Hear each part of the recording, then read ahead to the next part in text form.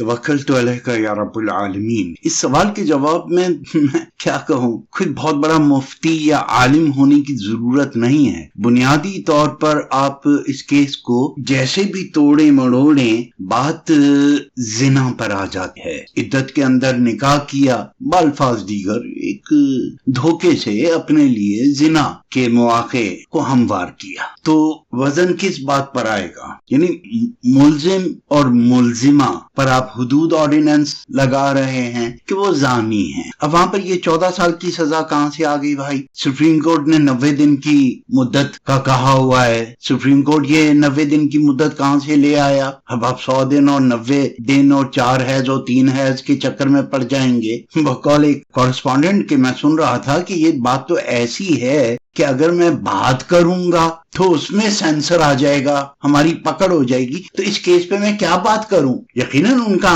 اشارہ اسی قسم کی باتوں پر تھا کہ بیسیکلی تو یہ جرم جمع کر کے ان کو 14 سال کی سزا دے رہا ہے ایک جج معافی الضمیر میں کہ ان لوگوں نے ملٹیپل زناکاری کی. لیکن وہ ایک بات بھول گئے کہ ملزمان سے وہ ان کا موقف پوچھتے کہ آپ نے جان کی کیا ہے یا آپ کو علم تھا، یا تو وہ کچھ بھی کہتے کہ جی ہمیں علم نہیں تھا یا ہمیں علم تھا یا ہمارے مطابق یہ دن ہو گئے تھے یا کاؤنٹنگ میں غلطی ہے یا کسی بھی قسم کی بات وہ کرتے. الٹیمیٹلی وہ ایک بات کہتے کہ ہم نے آپس میں زناکاری کی ہے، اس کا علم ہمیں نہیں تھا، یہ تو آپ ہمیں بتا رہے ہیں. اگر ہماری عدت غلط تھی تو ٹھیک ہے، اوکے غلط ہوگی، اس کا مطلب یہ کہ ہم سے زنا سرزد ہو گیا ہے، اور اگر ہم سے زنا سرزد ہو گیا ہے تو ہم کفارے کے لیے تیار ہیں، اور زنا کا سب سے پہلا کفارہ نکاح ہے. تو اگر آپ ہمارے پہلے نکاح کو نہیں مانتے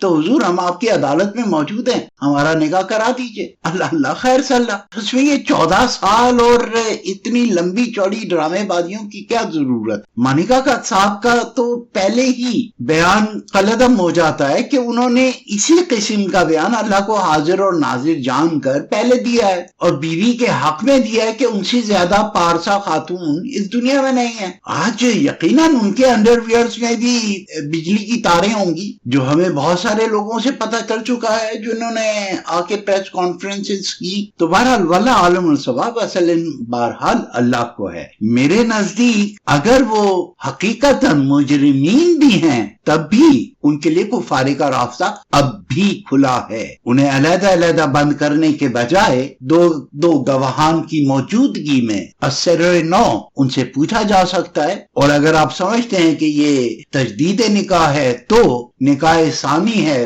تو یا پہلا نکاح ہے تو کیس ختم. واللہ عالم الصواب، اصل بہرحال اللہ. اللہ پاکستان اور پاکستان کے حامی کو اپنے حفظ امان میں رکھے. فی امان اللہ.